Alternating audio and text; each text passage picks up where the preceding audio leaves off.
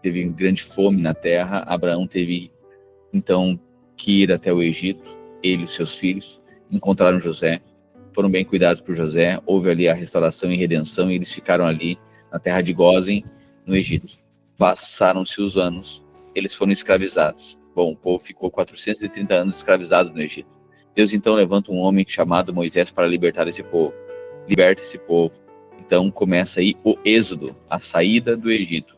Vem as 10 pragas, e depois eles, então, na última praga, eles também celebram a Páscoa. Celebraram a Páscoa, mataram o cordeiro, aspergiram sobre os umbrais das portas. O anjo veio, o anjo da morte, matando todo o primogênito do Egito, mas as casas que tinham sangue aspergido nos umbrais da porta eram salvos. Pois bem, tipificava Cristo salvando da morte. Pois bem, saem eles do Egito, esse êxodo, eles começam a caminhar agora. E eles dão de encontro ao Mar Vermelho. Moisés joga o cajado nas águas, abre o Mar Vermelho, eles passam a terra em terra seca.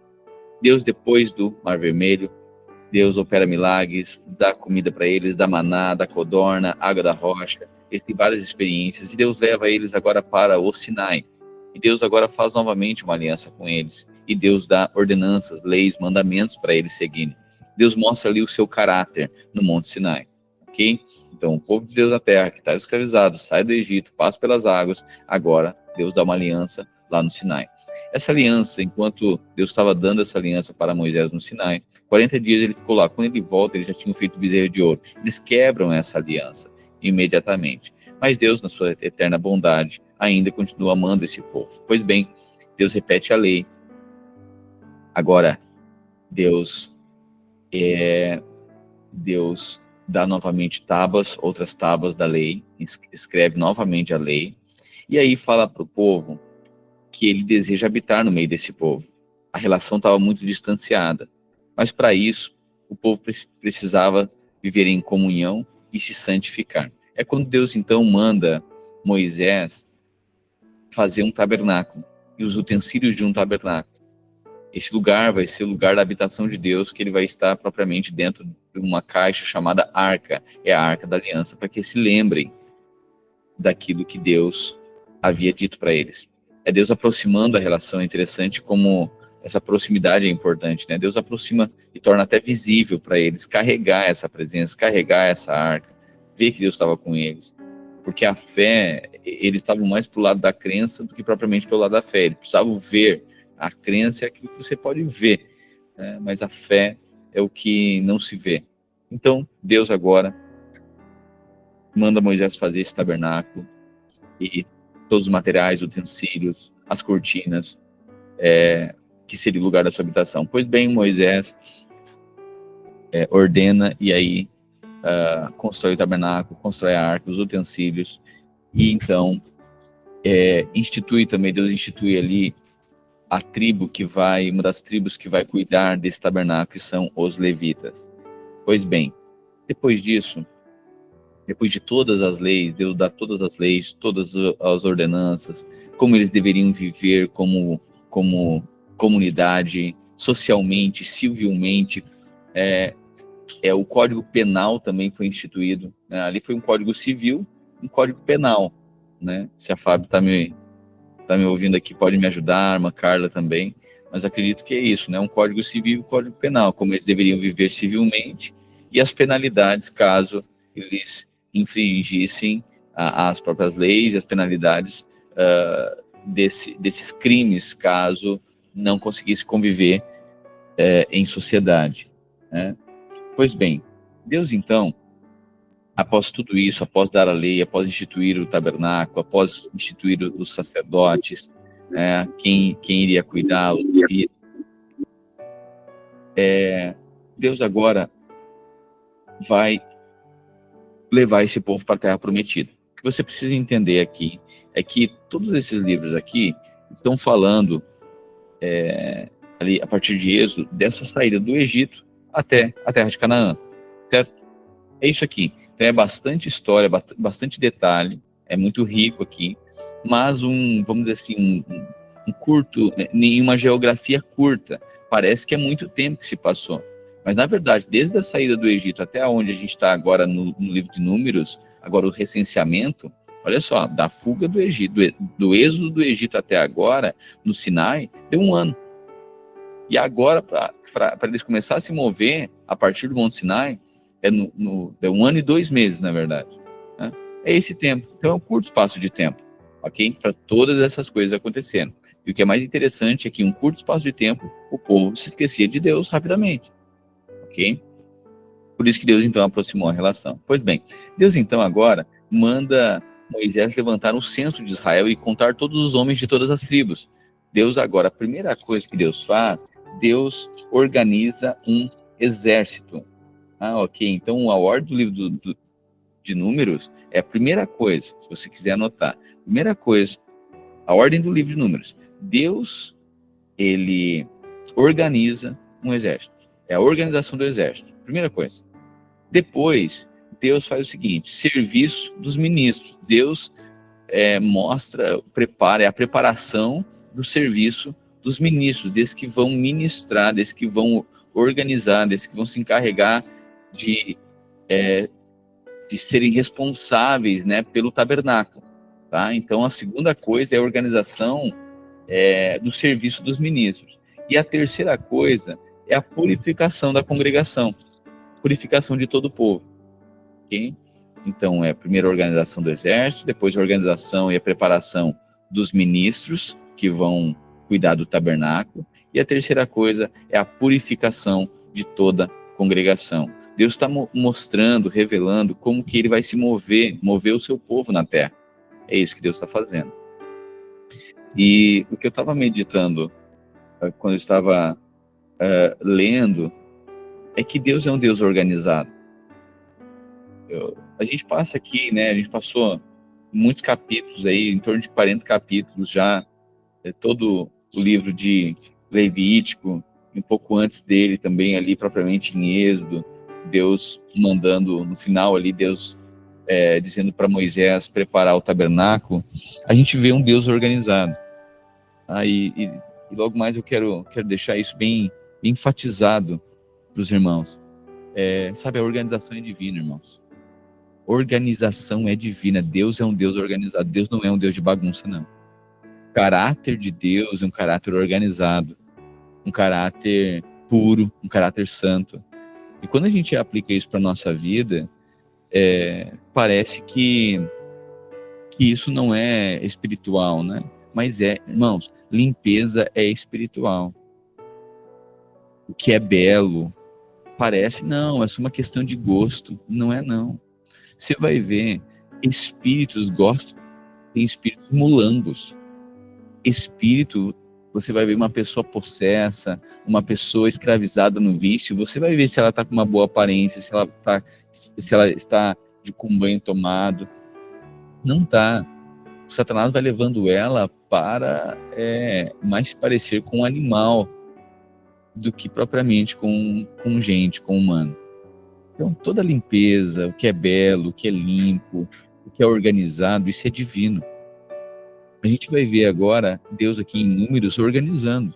Acho que é uma bagunça, gente, não tem problema, todo mundo junto, cada um faz o que quer, correndo para um lado, é bagunça.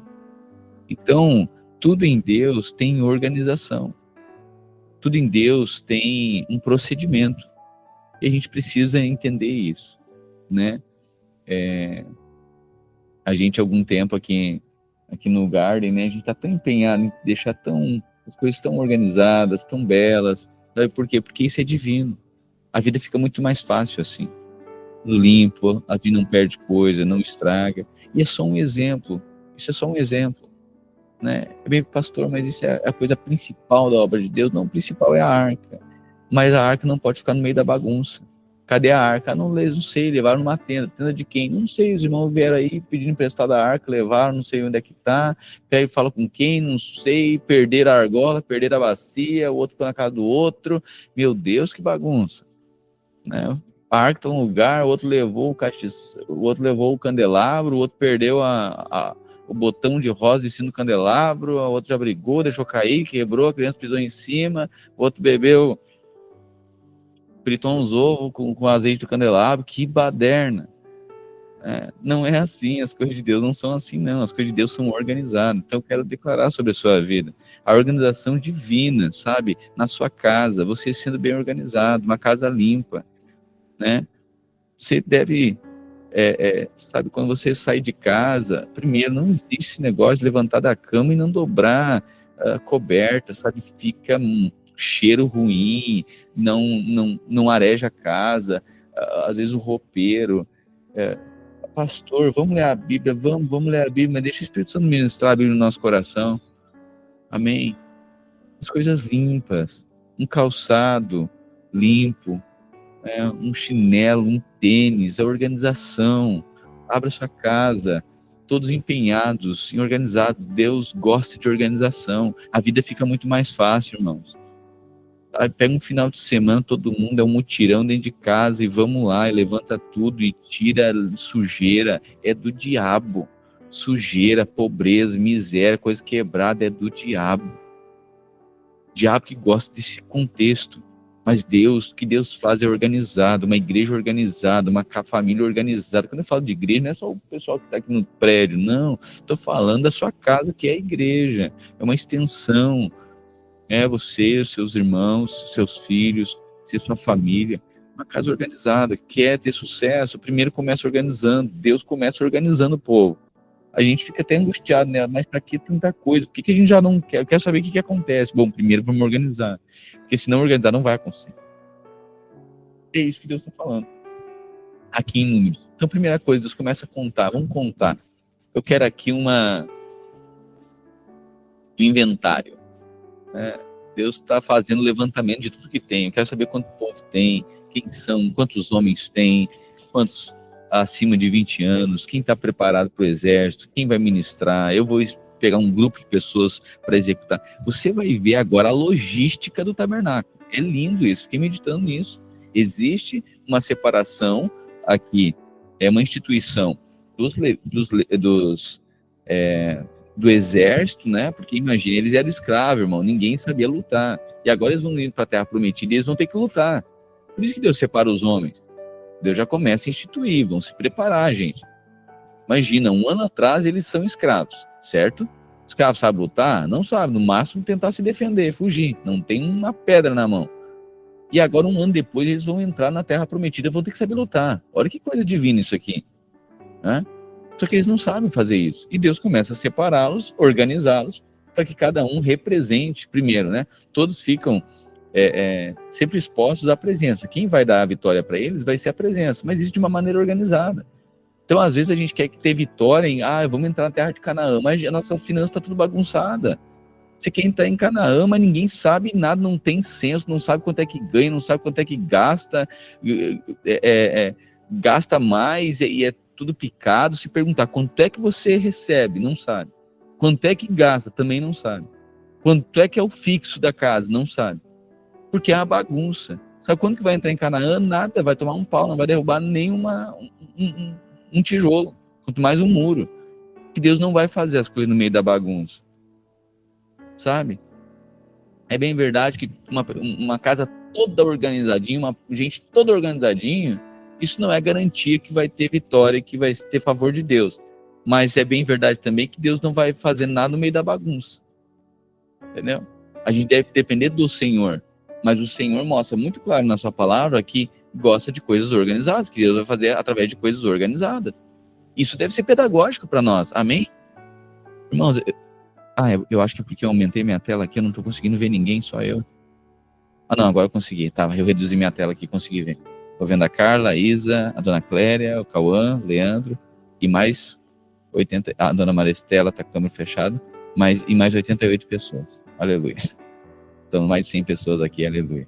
Bom ver vocês. Mas sabe, Deus gosta de organização. Isso deve ser pedagógico para nós, quando a gente lê a palavra de Deus. Isso deve estar imprimindo em nós o princípio, o fundamento, a motivação da palavra, daquilo que Deus estava fazendo. Amém. Declaro sobre a sua casa a organização. Irmãos, coloca na ponta do lápis, você está começando o ano. Esse é o ano do Haja, é o mês do Haja Luz, é o primeiro do ano. É o Haja Luz. Coloca a luz aí, ok? Quando faz o levantamento de todos os custos, você tem que saber os fixos. parar de gastar, sabe, na rua, comer besteira na rua. É onde vai dinheiro em comida na rua, irmão. A coisa mais cara da vida é comida. Olha que loucura isso. Parece que não, né? Ah, é a calça que é R$200. Calça R$200 você usa 2 anos. Se bobear 3. E depois vira moda, você só encurta ela. Não sabe se é uma bermuda comprida ou uma calça curta, mas dá pra usar ainda. Né? Sabe? E R$200, dilui R$200 em 24 meses aí. Dá menos de 10 reais por mês. Isso é caro? Isso não é caro. Agora você faz um lanche na rua aí, gasta, às vezes vai lugar, é 30 reais aqui, é 70 reais ali, é um lanchinho aqui, é mais 15, mais 25, mais 22, mais 28, mais 45, meu Deus, e vai muito dinheiro. E aí você não sabe, porque não anota. Deus gosta de organização. Nós seremos uma igreja organizada. Organização é divina. É Deus instituindo. Eu vou me mover. Eu vou estabelecer o meu mover na terra. Mas primeiro eu quero organizar.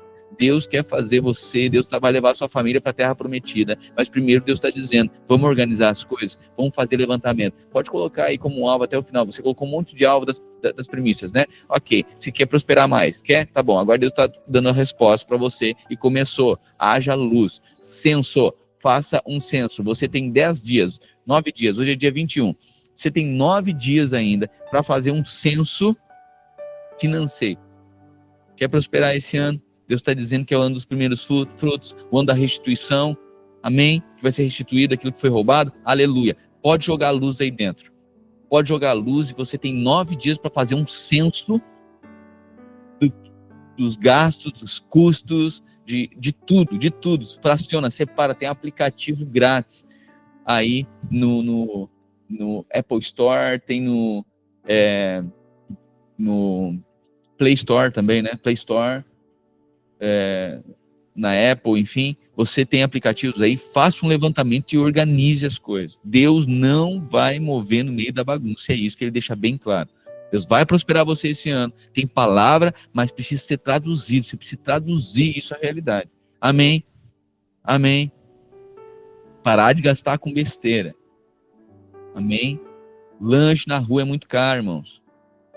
Sabe? Comer fora é muito caro. Tantas outras coisas, né? Tantas outras coisas. É prioridade, tem que saber pedir, porque senão sempre está nas mesmas lutas, passa ano após ano, está na mesma luta, porque não organiza, porque não tem luz. E você deve aprender, né? Pastor, como? Olha aí a palavra de Deus, tá mais coisa mais clara do que isso? Isso, prioridades, né? Amém?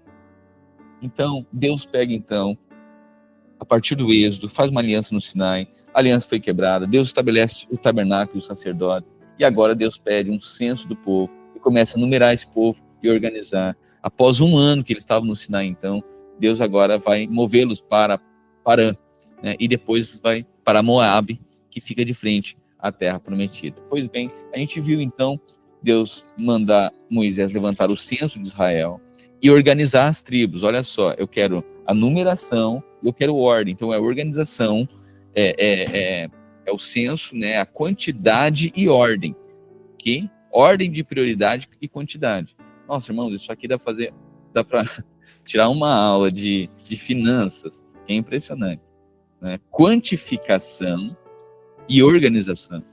É quantificar o que tem e organizar a hora de prioridades. Porque ele disse, olha, nós vamos partir em 4 grandes grupos. E vão acampar em 4 grandes grupos. Né?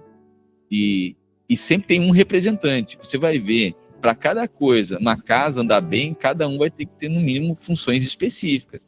Isso precisa ficar bem claro, quais são as funções de cada um, para não ficar transferindo responsabilidade. Não, mas é isso, o que não é de ninguém, ou aquilo que é de todo mundo não é de ninguém. Precisa saber disso. Ah, tá, quem é responsável? Eu gosto muito de saber, tentar, assim, aos poucos tem tentado, vamos lá, colocando bem esse apostólico, assim, cada pessoa é responsável em determinado lugar, porque se é de todo mundo, não é de ninguém, não tem quem cobrar, porque ninguém está dando os olhos para aquilo. Então, numa casa, precisa ser bem claro. Ó, a tua função é essa, minha função é essa. Né? A função da mãe, a função do pai, a função dos filhos, ok? De acordo com a sua maturidade, de acordo com o tamanho da sua tribo. Amém? Então, assim, mas ele só tem, as posses dele é só uma mamadeira, um bico. Então, é a mamadeira e o bico que ele vai lavar, vai carregar. Caixinha dos brinquedos é pequenininho. Pois é, mas o que é o patrimônio da criança? É a caixa de brinquedo. Então, essa caixa de brinquedo é tua responsabilidade. É tu que organiza, se tu virou, tu que junta e organiza lá e não come, ninguém vai sentar à mesa antes de tu organizar tuas coisas. É assim, é a ordem. Amém? Então, Deus, agora estabelece ali as tribos, né? Primeiro, né, o tabernáculo ali e o acampamento, todos virados para a arca, o tabernáculo. Depois Deus disse, olha, agora, para nós nos movermos, nós vamos nos mover em ordem. Então, nós, no acampamento, nós iremos identificar através de estandartes. Então, o primeiro estandarte vai ter uma das tribos que vai ser a tribo-chefe, que vai ter uma pessoa responsável, específico por essa organização. E a Judá, e a insígnia no estandarte de Judá é o leão, né? Então, a face de leão está ali, mostrando a face de rei. Depois, no arraial de Ruben, estava a face do homem, né? Porque Cristo era puramente homem. Ele era a face do homem, né? Filho do homem. Mas depois Deus diz também o estandarte do arraial de Efraim, ele era o homem servo, o boi. Efraim, o estandarte, a insígnia era o boi. E por fim, o estandarte do arraial de Dan. Dan, então, o estandarte era águia, que mostra o aspecto divino de Jesus, mostra o aspecto divino dessa presença, dessa arca, né? Apontando aí para Cristo, que ele era puramente homem e puramente Deus. Então, a face de águia, aquele que vem do céu. E juntaram, então, o exército, foi juntado e contaram 603.550 homens, ok? Então, fora as mulheres, crianças, então, um povo muito grande. Pois bem, depois, capítulo 13, o número e ofício dos levitas, né? Ou seja, quem era exclusivo para o sacerdote eram os da tribo de Levi, os levitas. Esse Deus diz, esse povo, todos dessa tribo, eles servirão especificamente para os trabalhos, serviços sacerdotais, ok? Então não eram todos que podiam exercer esses serviços sacerdotais, eram os da tribo de Levi, ok? E os filhos de Levi eram Gerson, Coate e Merari. Grave esses três nomes. Eu até fazendo uma associação, tem aquelas caminhonetas americanas, até tem umas aqui no Brasil, que tem, eu tento sempre associar para gravar, né? Fazer associações para gravar mais fácil. E tem aquela caminhoneta, aquelas caminhonetas grandes, que é GMC. Até nos filmes, muitos dos filmes americanos tem a GMC. Então, Gerson, Merari e Coate, né? Gerson, Merari e Coate. Daí eu pensei assim, o povo todo da tribo de Levi numa caminhoneta daquela e o pessoal tudo atrás. Eu sim, aqui são os gersonitas, os meratitas e os coatitas. Ok? Esses eram os da tribo de Levi. Por que eles estão numa caminhonete, pastor? Bom, porque eles que transportavam então o tabernáculo. É a galera da logística. Por isso que eu fiz essa associação. Era a galera que eles eram da logística. Pega esses três personagens aqui, filhos de Levi, eles fariam toda a logística do tabernáculo. Lembre-se disso, porque olha só, todo o povo, cada um está carregando suas coisas. Você tem aí o seu ar-condicionado, você tem a sua geladeira, o seu visa-cooler, você tem a sua cama box, você tem os brinquedos das crianças. Tá bom, e agora vai ter mudança. Cada um leva o quê?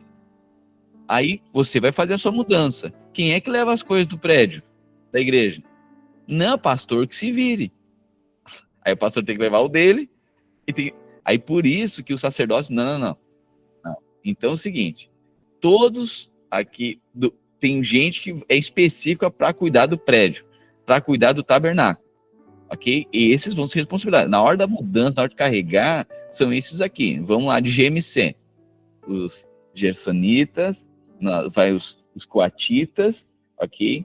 E os meraritas, ok? Então, Os filhos de Levi são esses que vão fazer esse transporte, essa organização. Ok? Claro assim? Claro até aqui, irmãos? Ajuda? Eu sei que a gente está meia hora de introdução aqui e um pouquinho de pedagogia. Ok? Mas fica claro assim? Amém? Ok. Então, vamos lá então para esse transporte agora. Deus falando como que eles vão sair ali 1 ano e 2 meses depois do êxodo do Egito. Eles vão se organizar para transportar o tabernáculo e se mover em direção à Terra Prometida. Pois bem, capítulo 4 diz assim: Disse o Senhor a Moisés e a Arão: façam um recenseamento dos coatitas na tribo de Levi, pelos seus clãs e famílias. Contem todos os homens entre 30 e 50 anos. Olha só. Para o exército era entre 20 e 50. Ou melhor, para o exército é a partir de 20 anos.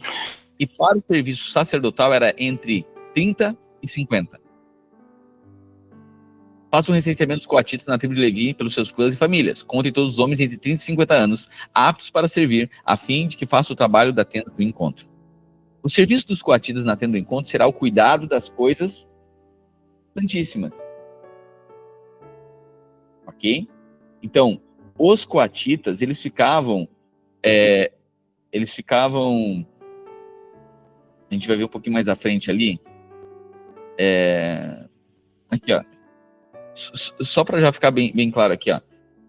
Vai para o versículo 31. A gente já vai voltar ali, tá? Mas já vai para o versículo 31. Capítulo 4, versículo 31. Isto será o que é de...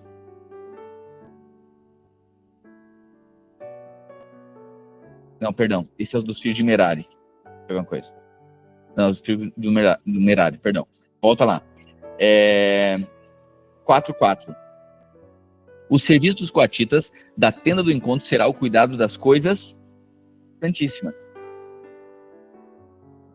Quando o acampamento tiver que mudar, Arão e seus filhos entrarão e descerão o véu protetor e com ele cobrirão a arca do testemunho. Depois cobrirão com couro fino e estenderão um pano inteiramente azul sobre ela e colocarão as varas no lugar. Sobre a mesa da presença, eles estenderão o pano azul e colocarão os pratos, os recipientes para incenso, as tigelas, os jarros para ofertas derramadas, os pães da presença que deve estar sempre sobre ela. Tudo isso estenderão um pano escarlate e cobrirão com couro fino. Depois colocarão as varas no lugar. Pegarão um pano azul e cobrirão um candelabro para iluminação e as suas lâmpadas, as suas tenazes, os seus incensários e todos os jarros para o seu suprimento de azeite. Em seguida o embrulharão com todos os seus utensílios em uma cobertura de couro fino e colocarão em suporte para carregar. Você está vendo aqui, eles da parte da logística e da parte de ficar embrulhando, vai ter mudança, gente. É isso que está acontecendo aqui. Gente, vamos fazer mudança. Só que assim, não é a mudança de pobre da vila. Mudança de pobre da vila, eles não alugam um caminhão, eles alugam uma tombadeira, pega emprestado da prefeitura. Joga tudo lá e descarrega na frente da casa, vai descarregando assim, ó. Mudança de pobre só dá pra fazer uma vez. Na segunda já quebra tudo, já não tem mais nada. Primeiro que a pessoa pode ser mais organizada possível, mas depois que você montou uma vez o roupeiro, assim, ó, vai sobrar uns 40 parafusos, que tá ali, sobrou, não é de nada, e vai sobrar uns 4 pedaços de madeira, você nunca mais acha o lugar daquele negócio. Aí, na mudança de pobre, não vai nada ilonado. Vai pegar garoa, o sereno, ou se não chove, é no dia da chuva. Os MDF já abre tudo. Aí a gente já tem que ligar pro irmão Leandro ajudar nós. É o horror, certo? É o horror. E é interessante, né? Irmão, mudança tem que ter cuidado, que tudo quebra, já coloca, esquece dentro do fogão, esquece uma frigideira com banho, com azeite e coisa, e já vira, e já vai escorrendo, e daí o sofá já tá no chão, já escorre, já pega o sofá, nunca mais sai. Ai, meu Deus, a miséria e pobreza, você tá rindo que você já fez uma dessa, né?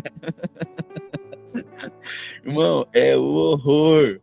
Tem que ter uma tribo só para embrulhar as coisas, irmão. Não dá. Sabe, geladeira. Você não pode encostar a geladeira sem colocar um colchão, sem colocar um tapete, sem colocar uma coberta, alguma coisa para não ralar do lado. Mudança tem que ter muito cuidado, sabe? Não é horror, vai quebrando as coisas, depois diz, foi o diabo. Não foi o diabo, não, Deus deu, mas é você que fez bagunça e não chamou os coatitas. Aí elege os dois aí, coatita, para fazer a sua mudança, ou até do coatita, tu vai embrulhar as coisas. Ok? Então já sabe, quando tiver irmão transportando coisa aí, chama os coatitas passando ali, os meraritas e os gersonitas. Então, assim, esses primeiros, os coatitas, eles deveriam enrolar o candelabro, a mesa dos pães, né? Eles deveriam cuidar disso. 11. Sobre o altar de ouro estenderão um pano azul e cobrirão um couro fino e colocarão as suas varas no lugar. 12. Apanharão todos os utensílios usados na administração do santuário. Depois os embrulharão em um pano azul e os cobrirão com couro fino. A seguir, os colocarão em um lugar para carregar, em um suporte para carregar. Tirarão a cinza do altar de bronze, olha aí, ó, e estenderão sobre ele um pano de cor púrpura. Olha só. Tirarão a cinza do altar. Então é o que eu estou acabando de falar. É mais ou menos, tira o azeite da frigideira. Depois lava e embrulha o negócio para não quebrar. É isso que está acontecendo. Colocarão sobre ele todos os utensílios usados na administração do altar. Sobre o que, pastor? Sobre o pano de cor púrpura. Os braseiros, os garfos da carne, as pás e as bacias da aspersão. Sobre eles estenderão uma cobertura de couro fino e colocarão as varas no lugar.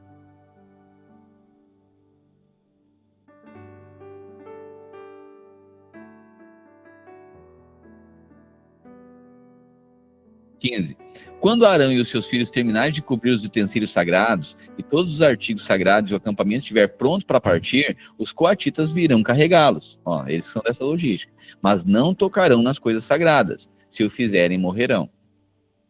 São estes os utensílios da tenda do encontro que os coatitas carregarão.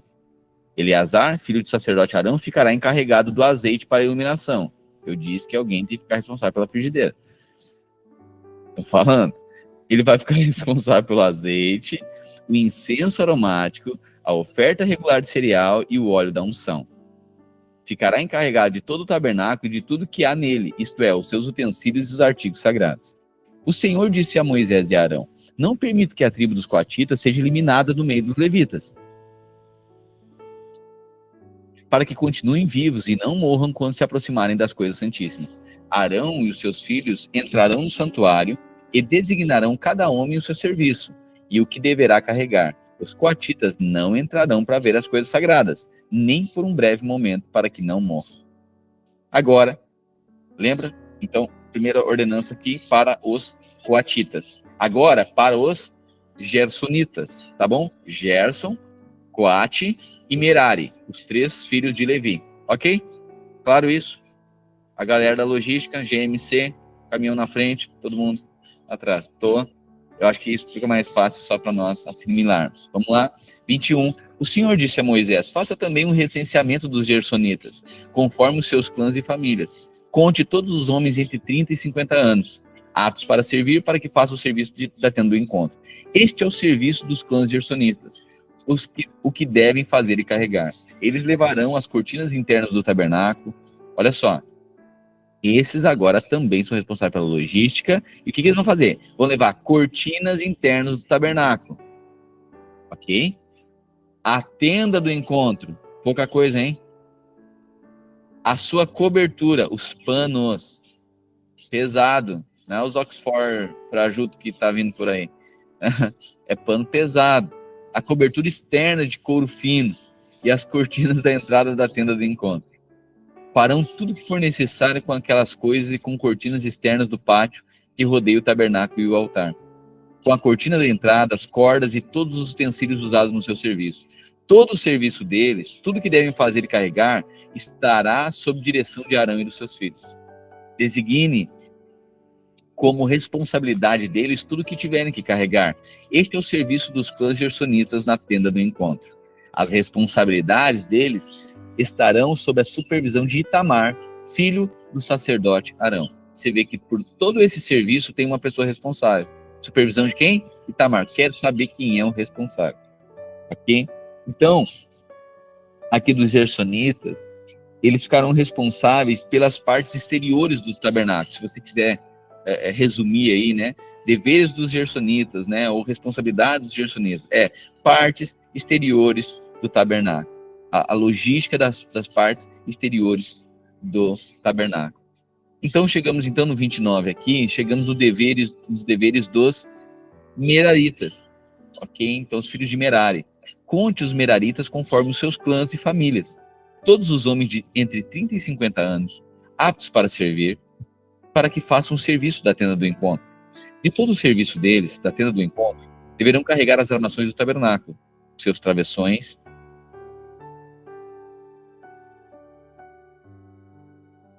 as suas colunas e as suas bases, bem como as colunas do pátio que rodeiam a tenda, como as suas bases, as suas estacas e as suas cordas, todos os seus utensílios e tudo que está relacionado com o seu serviço. Designe a cada um aquilo que terá responsabilidade de levar. Este é o serviço dos clãs meraritas.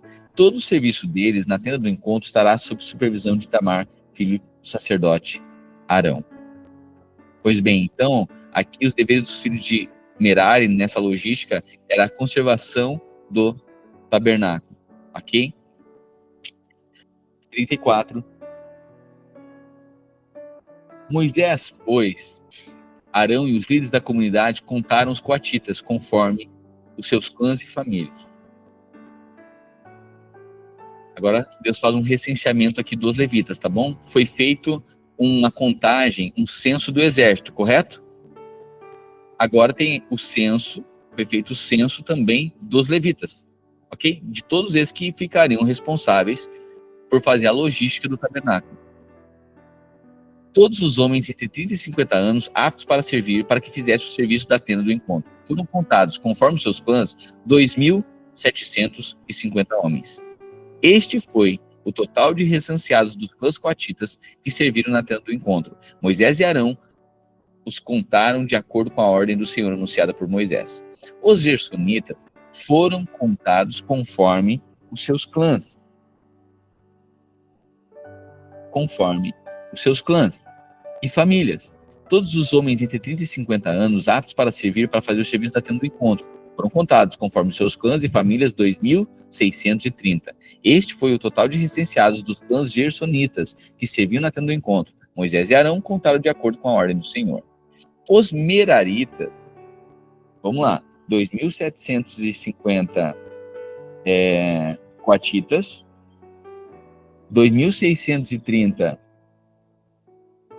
gersonitas, e agora, Merari. Os meraritas foram contados conforme seus clãs e famílias. Todos os homens entre 30 e 50 anos, aptos para servir, a fim de fazer serviço da tenda do encontro. Foram contados conforme seus clãs, 3.200.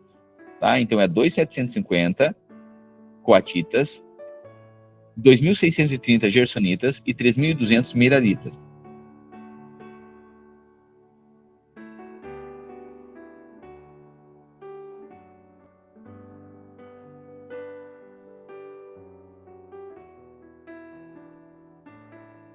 (2.200). 45. Este foi o total de recenseados dos clãs meraritas que serviram na tenda do encontro. Moisés e Arão contaram tudo de acordo com a ordem do Senhor anunciada por Moisés. 46. Moisés, Arão e os líderes de Israel contaram todos os levitas, conforme seus clãs e famílias. Todos os homens entre 30 e 50 anos de idade que vieram para servir e carregar a tenda do encontro somavam 8.580. Ok? Então, os levitas responsáveis pelos cuidados do templo, homens entre 30 e 50 anos de idade, melhor templo não, do tabernáculo, conforme a ordem do Senhor anunciada por Moisés, então foi 8.580. Cada um foi designado ao seu serviço e o que deveria carregar. Assim foram todos contados, conforme o Senhor tinha ordenado a Moisés. Capítulo 5. Agora começa um ritual da pureza do acampamento, certo? Lembra que nós falamos que Deus primeiro, né, ele vai fazer o censo do exército, depois vai fazer o censo dos levitas, né, daqueles que vão cuidar do tabernáculo, e por fim agora Deus vai dar orientações da purificação da congregação, tá? A partir aqui do capítulo 5. Pois bem, olha só, esse povo vai se mover agora em direção à terra prometida. a partir ali do Sinai. Ok. Deus, então, diz que tem que ter pureza no acampamento, não haver contaminação. O Senhor disse a Moisés, capítulo 5, versículo 1. O Senhor disse a Moisés: ordene aos israelitas que mandem para fora do acampamento todo aquele que tiver grave doença de pele, ou que tiver fluxo. Lembra? Fluxo era carne, fluir é do espírito. Fluxo, ou que se tornar impuro por tocar em um cadáver. Mande-os para fora. Mande-os para fora. Interessante isso aqui. Tá vendo? Quem é que pode ler aí para mim 1 Coríntios capítulo 5, versículo 11? Ninguém pode ler? Só para fazer um... Olha só. Quem pode fazer isso? 1 Coríntios capítulo 5, versículo 11. Rapidamente, só para fazer um... Só para aplicar um princípio aqui.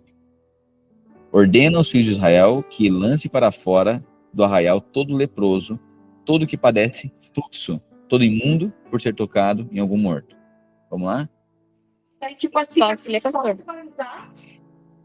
E o que não vai usar. Pode ler alguém? Isadora, lê? Vou ler, né? Tá. Agora estou escrevendo que não devem associar-se com qualquer que, dizendo-se irmão, seja imoral, avarento, idólatra, caluniador, alcoólatra ou ladrão. Com tais pessoas, vocês nem devem Se associar. Obrigado, Isadora. Tá vendo? Estamos falando do Velho Testamento. A gente falou aqui do Velho Testamento. O que o Senhor estava dizendo? Ordena os filhos de Israel que lance para fora do arraial todo leproso, todo que padece de fluxo e todo imundo por ser tocado em algum morto. Isso era garantia da purificação, para que não houvesse contaminação. Paulo fala para os coríntios a mesma coisa.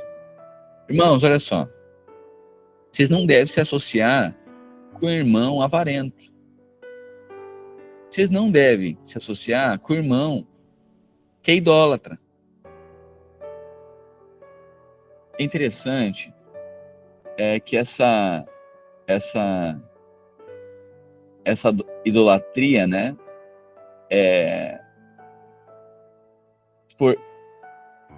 Olha só, quando fala ali, né? Não vos associeis com alguém que, sendo seu irmão for impuro, né, você vai ver, ele é impuro. A palavra no original é pornos, né? Então provavelmente aí de porneia, né? Ele é imoral.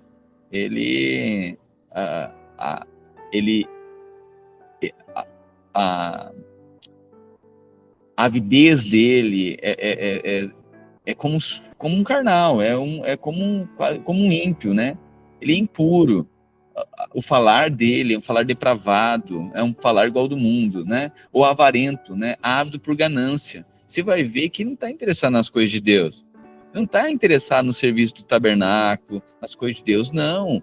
Venha a nós, o vosso reino nada, né? Então, assim, é para mim, ele é avarento. Na casa de Deus, não. Ele não investe na casa de Deus, ele não oferta, ele não dizima, ele não se compromete, ele não é um responsável. Ele tá ali, ele é avarento. Só que isso é muito difícil de pegar, né?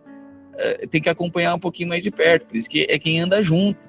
Você vê, a pessoa nunca investe. Ele reclama do valor das coisas, mas lá fora gasta em qualquer coisa, de qualquer maneira, em coisas que não tem uma prioridade significativa, investe. Então, assim, quem é esse irmão? Bom, Paulo está dizendo, não se associe, lance para fora do arraial. Olha que loucura isso. Parece que no Novo Testamento tem que aceitar tudo, tá vendo? Mas é Paulo recomendando na igreja dos Coríntios. Então, perto de gente avarenta, não é nem para nós relacionar. Por isso que parece loucura, eu falei alguns dias atrás aqui em devocional, meu Deus, se o pastor, se o irmão, alguém disser não se associe com aquele lá e tal, o pastor quer dividir nós. Bom, então Paulo, irmão, a gente tem que pegar a Bíblia, a gente tem que saber Bíblia, porque senão a gente não vê as coisas de forma espiritual e logo você está se associando e essa lepra pega em você. A avareza, a impureza, ou maldizente, perdão, que é blasfemador, insultador, tá reclamando de tudo, mais uma coisa, para que tudo isso? Para que a pessoa sempre está reclamando, né? Nem para se associar, nem para visitar, ou beberrão, né? Pessoa que é dada ao vinho, né? Ou roubador, né? Ladrão, com esse tal nem ainda com mais. Irmão, não é para ter comunhão. Você está vendo? Então tem gente que, sabe, gente espiritual, quando ele percebe que tem gente que tá, sabe, que é maldizente, que você senta à mesa, você não sai de lá inspirado, você sai decepcionado com a igreja, você sai decepcionado com o líder do GC, você já tá fraco, daí você vai lá, é uma visita, e aí fala mal, aí você desanima, irmão, pode saber, não se associe com esse tipo de gente. Se você é espiritual, você diz assim, você saiu ruim, você diz, amor, não vou mais vir aqui, não vou mais juntar com esses irmãos. A gente já está contaminado, você sai sujo, você sai, sabe, triste, né? Não é para se associar, não. É a mesma coisa, Deus está falando o seguinte, não vai ter impureza no acampamento. Deus está dizendo, vai ter purificação, a minha congregação vai ser purificada. Eu quero declarar, nós uma igreja purificada pela palavra, lavados pela palavra. Amém, amém. O Senhor nos guarde para nós não contaminarmos o nosso arraial. Livrar de toda impureza, de toda maledicência, de toda avareza, sabe? De valorizar tudo que é do mundo, mas as coisas do Senhor não tem valor nenhum. Tudo reclama, daí parece que é caro, que a pessoa não discerniu, né? Não discerniu, não sabe. Isso aqui a gente fala mais para frente, né? Mas olha o que Paulo continua dizendo, né? Pois como direis que haveria eu julgar os de fora? Não julgais vós os de dentro? Ora, os de fora, porém, Deus os julgará. Expulsai, pois, quem dentre vós é malfeitor. Isso aqui que Paulo está dizendo é para julgar os de dentro. Para julgar não é para condenação, é para verificar o que está desalinhado, confrontar. Não houve, nem se associe com esse irmão. Tá? E olha o que Paulo diz. Não se associe com alguém que, dizendo-se irmão. Então você vai ver que a pessoa diz que ela é simpatizante do evangelho, mas ela não é transformada por Cristo, não nasceu de novo. A pessoa não nasceu de novo. É difícil, parece, que a gente pegar e ficar julgando isso, se nasceu de novo, não nasceu de novo. Mas Jesus deu um critério. Qual é o critério? Fruto. Qual o fruto? Pelo fruto conhece a árvore. Você sai mais cheio de Deus? Quando é que vira uma oração a visita? Quando é que vira um louvor, lágrima nos olhos? Quando é que vira você mais apaixonado pela casa de Deus? Mais puro, você sentindo que precisa entregar mais seu coração, mais ávido pela presença de Deus. Essa é associação boa. Isso aí é gente de Deus. Você sai mais inspirado. Mas tem outros que a gente vai lá e sai mais pirado. Não é inspirado. Então, Deus diz aqui a pureza do acampamento, o ritual da pureza, né? Então,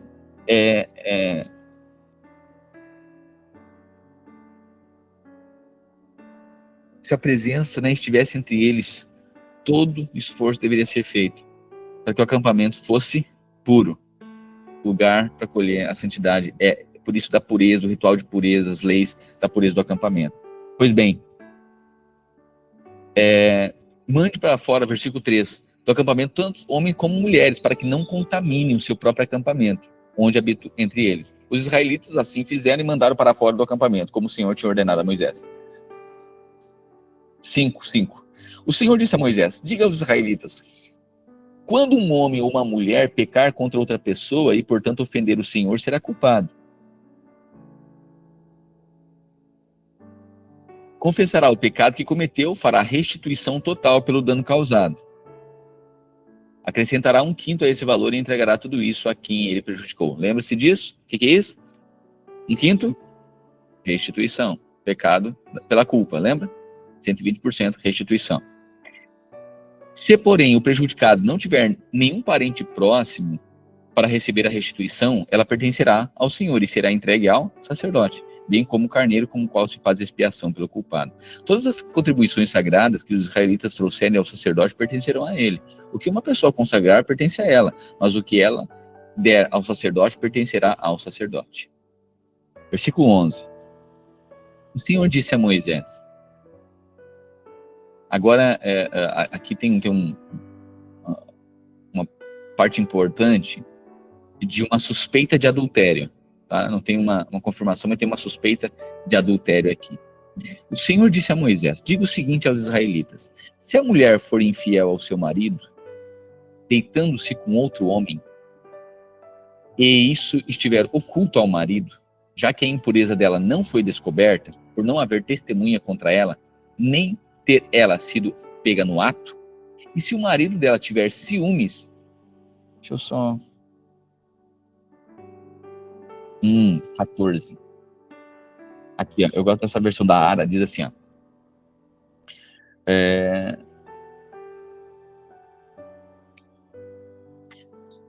De maneira que, 13, de maneira que algum homem se tenha deitado com ela e for oculto aos olhos do seu marido, e ela tiver ocultado, havendo-se ela contaminado, e contra ela não houver testemunha, e não for surpreendida em flagrante, o espírito de ciúmes vier sobre ele. Tá? Eu queria só deixar aqui marcado, antes propriamente do contexto aqui, que é um contexto de uma suspeita de um pecado não confessado e não pego no ato, algo oculto, tinha todo um procedimento aqui. Pois bem, esse procedimento você vai ver que ele é muito justo. Parece que não, mas ele é muito justo. Porque se realmente houve o pecado, vai vir a maldição. Se não houve pecado, vai estar livre dela. Ponto. Mas tem um proferimento de uma maldição caso se confirme aquilo que estava em oculto. Ok? E se não, está livre da maldição. Então é muito justo da parte de Deus. No entanto, o que me chama a atenção aqui não, espírito de ciúme. Aqui havia assim uma suspeita, né, uma suspeita real. Agora, independente desse contexto, eu quero só lembrar: ciúme é um espírito, o espírito de ciúme, o ciúme doentio. Paulo diz lá em 1 Coríntios capítulo 3 que o amor não arde em ciúmes. Então existe um ciúme que é um cuidado, né? Isso aqui ele é tranquilo, ele é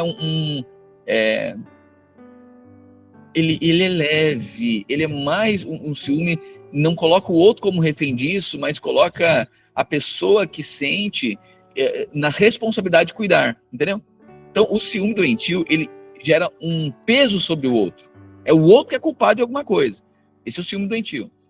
E o Paulo diz que o amor não arde em ciúme. Então assim, às vezes tem esse cuidado, essa responsabilidade. Então antes de não deixar o outro ir a determinado lugar, existe aquele ciúme, o cuidado que diz, não, eu vou junto, entendeu? Então não só culpabiliza o outro, mas assume uma responsabilidade. Isso é razoável, amém?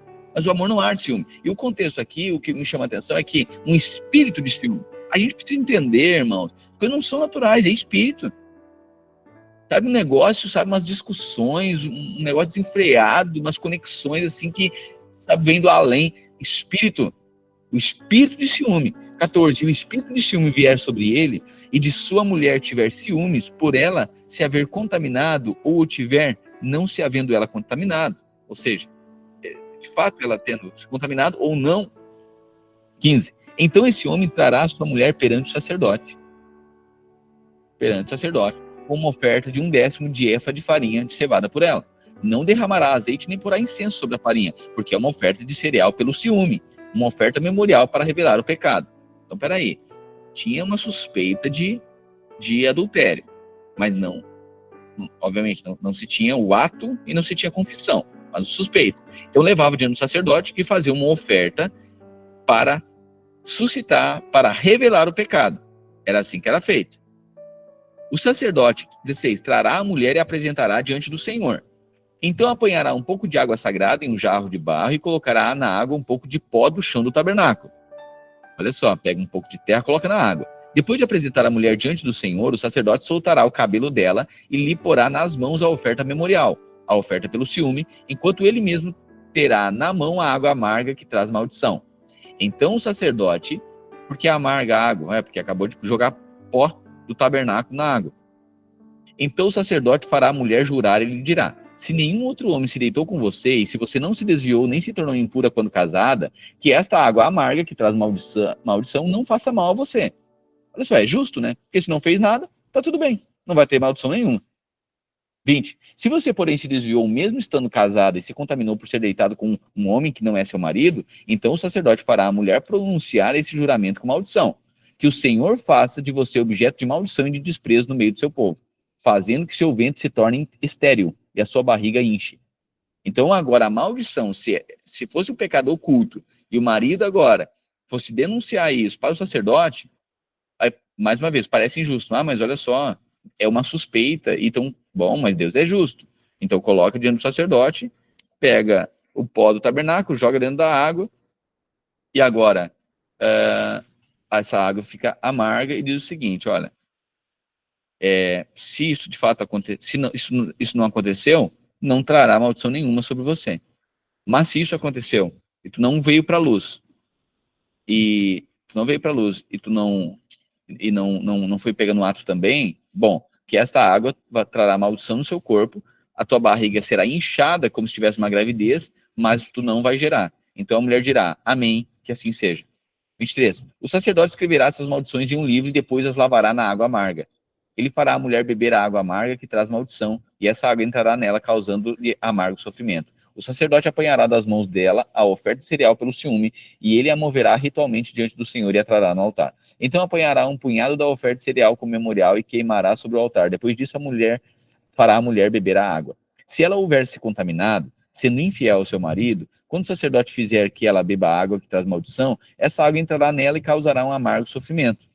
Sua barriga inchará, e ela com ventre estéril se tornará uma maldição no meio do seu povo. Se, porém, a mulher não houver se contaminado, mas estiver pura, estará livre da punição e engravidará.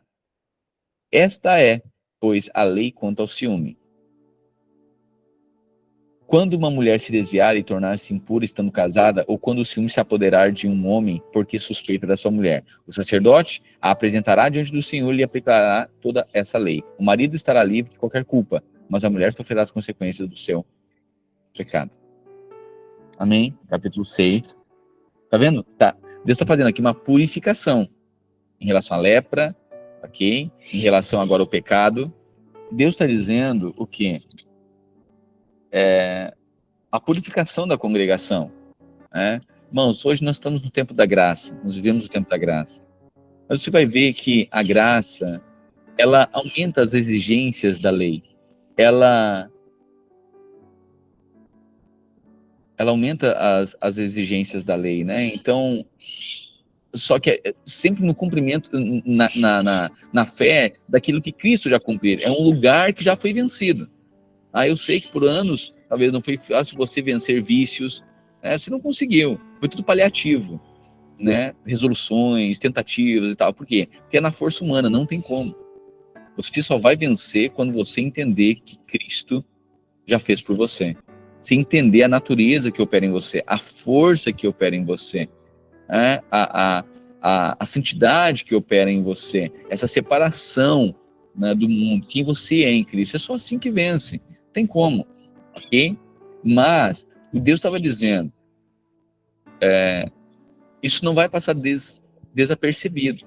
Então, por isso que Deus sempre torna o lugar, o seu acampamento, o seu povo, livre de toda a contaminação. Que isso produz inchaço. Irmão, igreja inchada. Você consegue fazer essa leitura? Tem igreja que é inchada, mas é estéril. Uau! É inchada. Tem aparência de gravidez, mas não está gerando nada. A barriga está inchada, mas virou estéril. A igreja está inchada, parece estar abarrotada de gente, mas tem um monte de leproso, tem bagunça. Mas a aparência.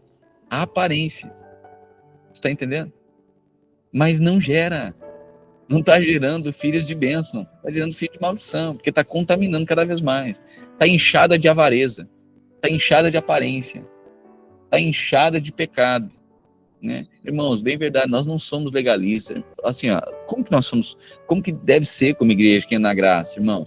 Nós não ficamos catando pecado na vida de ninguém, mas a gente não passa pano quando sabe do problema. A gente vai e reúne na esfera que compete, reúne e confronta a pessoa. Aí uma vez, 2 vezes, 3 vezes, a pessoa não quer, ela não ouve ninguém, bom, essa pessoa já desprezou o corpo de Cristo. Aí é considerada como gentil.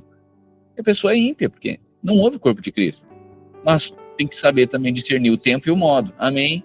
As coisas precisam ser tempo. A gente não faz por presunção humana. Lembra disso? Não é na lábia ABU, fazer na hora que quer. Não, tem que consultar, tem que esperar, tem que andar pelo Espírito. Tem coisas que levam mais tempo. Não dá pra forçar para ser na hora que a gente imagina. Né? Tem que ter o tempo certo das coisas. Às vezes tem que esperar. Na lábia ABU não souber esperar. Ok?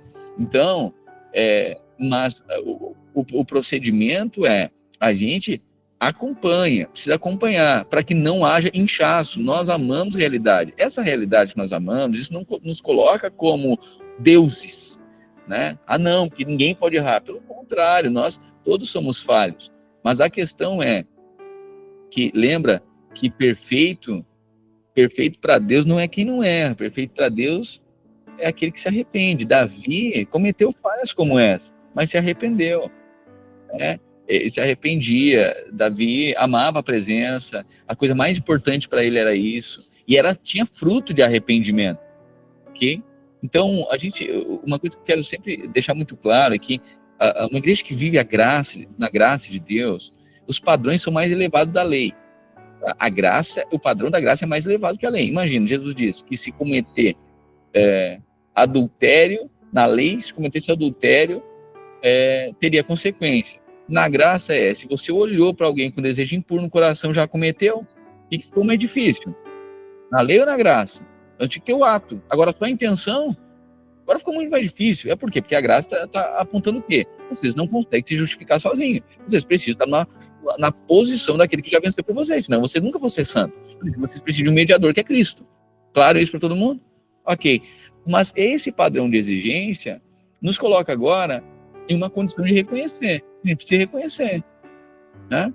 Mas não nos coloca como um padrão, como aqueles que nunca podem ou que não erram. Porque às vezes nós ensinar isso, quem ensina isso, parece que o juízo, isso sempre me atento, né? Quem é carnal, ele está sempre acusando ou olhando, procurando o erro daquele que ensina. Impressionante. É bem verdade que aquele que ensina exige um padrão de exigência mais elevado para aquele que ensina, né? Paulo deixa muito claro isso nas cartas, né? Mas eu já fiz um paralelo, muitas vezes os filhos e os pais, né? Então, às vezes, lá o pai pega a infância toda, quantos erros até 20 anos de idade os filhos cometem? Inúmeros. Aí você vai ver, quando ele amadurece, ele percebe um erro do pai, 2 erros do pai. Aí ele acha que desqualifica um erro do pai, 2 erros do pai, desqualifica a posição de autoridade, porque ficou 20 anos me ensinando, mas agora tá fazendo igual eu fiz lá. Pois é, filho, mas eu tenho 1 milhão de erros. Teu pai teve 1, 2, 3. Isso não desqualifica a posição dele de ensinar. Ok? A autoridade que está instituída sobre a vida dele. Porque muitos são tão imaturos ou tão injustos, incoerentes, que pega um equívoco e acha que é o filho de Noé, entendeu? É porque o pai ficou bêbado e perdeu a autoridade, e não é bem assim, ok? É bem verdade que Noé não podia ter se embriagado, errou feio, pecou, né? E deve ter suas consequências por isso, mas isso não desqualifica da sua autoridade, da posição de autoridade. Agora, se é reincidente, pastor, então quer dizer que daí qualquer pessoa pode fazer bagunça? Não. Se tem reincidência, se foi exortado 1 vez, 2 vezes, 3 vezes, continua fazendo, bom, não houve mais o corpo de Cristo. Essa pessoa não pode mais estar nessa posição, porque moralmente é requerido dessa pessoa uma transparência, é requerido um modo de viver, tá? Essas são as maneiras dos procedimentos cristãos e bíblicos neotestamentários, da graça de Deus. Amém? Fica claro para todo mundo? Amém? Então, sejamos uma igreja extremamente longânima. Nós somos longânimos, nós somos pacientes, ok? Mas depois que a pessoa mostra que ela não quer ter fruto de arrependimento, só tem remorso, mas não tem fruto de arrependimento e não quer ouvir ninguém, bom, essa pessoa será considerada como gentil, vai ser lançada para fora do acampamento. E isso é de Deus, irmãos? É de Deus? É bíblico? Isso é Velho Testamento? Também? Não, é também Velho Testamento? É. E é Novo Testamento também? Então tá. Então na lei quanto na graça. Procedimento apostólico, neotestamentário. Amém. Está claro? Aleluia. A inclusão é divina e a exclusão também. Tá? Porque, assim, a palavra de Deus vai jogando luz, tá saindo luz, aleluia. Tá? Para a gente ser uma igreja madura. É bem verdade que as igrejas legalistas, todo povo legalista gosta da chibatada, né? Quanto mais apanha. A gente não, nossos cultos não fica batendo na noiva. Olha, vigia que Deus vai te pegar. Você nunca ouviu falar isso. Eu vou ouvir em nome de Jesus. O Senhor guarde minha língua, meu coração e jogue luz. Porque não é sabe, trazendo lei. Quanto mais lei, mais pecado. Paulo diz que a força do pecado é a lei. Irmão, que eu dizer que se você não fizer isso aqui, por isso que a posição é o quê? Ser ministro da graça, já está pronto. Você precisa ir para a posição daquilo que já está pronto, já está consumado, que já é santo. É essa apropriação que vai fazer de você um vencedor, né? Só que assim, isso não elimina critérios e procedimentos. Então a gente não é uma igreja que fica condenando, irmão. Irmão, não fale mal de irmão, não fique condenando. Agora, se tem alguma coisa para falar, se você sabe, você vai para o irmão, ou vai chegar para o líder, o responsável, porque talvez você não tenha liberdade, mas você está sabendo. Se você não tem liberdade para falar, não tem a liberdade para fazer fofoca. Não toleramos fofoca no nosso meio. Nós não toleramos, porque isso é lepra, é fofoca, é maledicência. Amém? Não toleramos. Quando você ouve uma coisa, você ouve alguém fazer fofoca e você não diz nada, isso é, em alguns casos, dependendo de quem é tão grave quanto quem falou. Que alguns, às vezes, pode falar por inconsequência, mas você, sendo mais maduro, deveria ter a responsabilidade de ser um representante da vida da igreja. Dizendo, não, nós não somos assim. É porque não está falando diretamente de você, está falando de quem? Da igreja, do pastor, e você não faz parte dessa família. Isso é outra coisa, é eles, né? Então você não faz parte do time. Você não faz parte da família. E isso aqui é problema. Olha, tem situações, sabe, a pessoa foi inconsequente, coisa assim. Quando você olha para a carta de Paulo aos Coríntios, irmão, você vai ver o Paulo chamando ele de santo, chamando os irmãos de santo. Os caras comiam despacho. Olha que absurdo. Pois é, mas ele chamou, irmão, vocês são santos, por que vocês estão comendo coisa consagrada a ídolo, você não sabe a qual Deus vocês pertencem?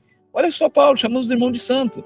Pois é, mas os outros irmãos lá que estavam querendo ser legalista, judaizar os irmãos, ele diz, seus insensatos, seus tolos, seus estúpidos, quem vos fez decair da graça de Deus, querendo jogar a lei para que os outros se salvem, que não tem como?